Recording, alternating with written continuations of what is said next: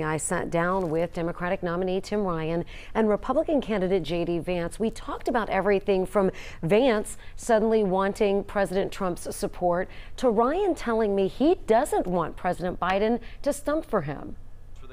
We have to stop the stupid fights. Find some common ground. And be It's the race America is watching. TV Tim is fake, but DC Tim is bad for Ohio. And despite what you see in the commercials, some of what Tim Ryan and J.D. Vance stand for might surprise you. For instance, the long-standing Democratic congressman serving his 10th term does not want the president's support in his Senate race. We won't be asking him to come in. I want to run this race on my own. This is my voice, my values, my beliefs.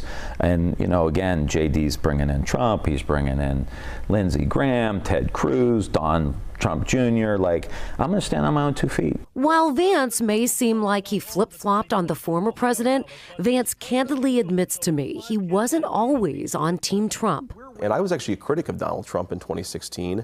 I did not think he was going to be a great president. I was very happy to be proven wrong. I think if you look at the prosperity that we had in this country, the rising wages, the fact that we were finally starting to take on China, I think those policies really worked for working people in our state. I think a lot of people, they either love or hate him, right? And the fact that you support him for some people is enough to say, he's not going to get my vote. I guess the main thing that I'd say to them is, look, would you rather have a guy who's honest about making a mistake about changing their mind, or would you rather have a guy like Tim Ryan who supported a lot of really bad policies for this state and then says in his TV commercials that he loves Donald Trump? In campaign ads, Ryan says he too supports President Trump on certain issues like national defense, drug trafficking, and trade deals with China. He insists he's not just trying to win over conservatives. I'm a Democrat, but I agree with Republicans. I'm doing what's in the best interest of Ohio, and I've had the guts to take on my own party. I ran against Nancy Pelosi. I've gotten in fights with Bernie Sanders. I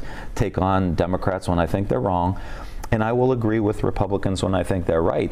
I think that's the Ohio way. Rob Portman has done that with the bipartisan infrastructure bill, with the CHIPS Act and other things. And that's why I think JD's off, because he's in the extreme vein of politics today. And that's just not Ohio. The two glaring differences between these candidates is their experience. Do you want a veteran politician who's been in D.C. for almost 20 years, or a rookie to the political game? Vance says sometimes it's not just about experience. Given what's going on in Washington, D.C., not a whole lot of bipartisanship, not a whole lot of legislating going on in Washington, not just the last few years, the last 20 years.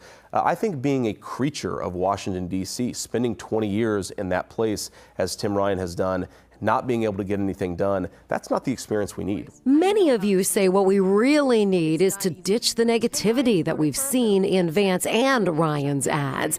But both insist if you elect them, they're going to reach across the aisle to create compromise instead of contempt. Any team, right? The Bengals didn't get to the Super Bowl last year by fighting with each other, right? You know, you can have your arguments. I tell people all the time, we don't have to agree on everything. Like, I love my wife, head over heels.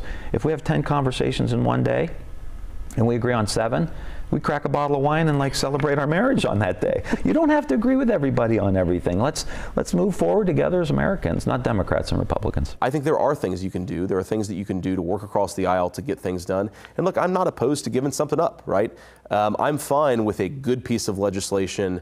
I don't need everything to be perfect. I just want to make things better for this state. And at the end of the day, crime is too high, the border's in crisis, we have a terrible price problem, an inflation problem. We need to do something, and we need to make people's lives better. Both men think they're the guy to do that.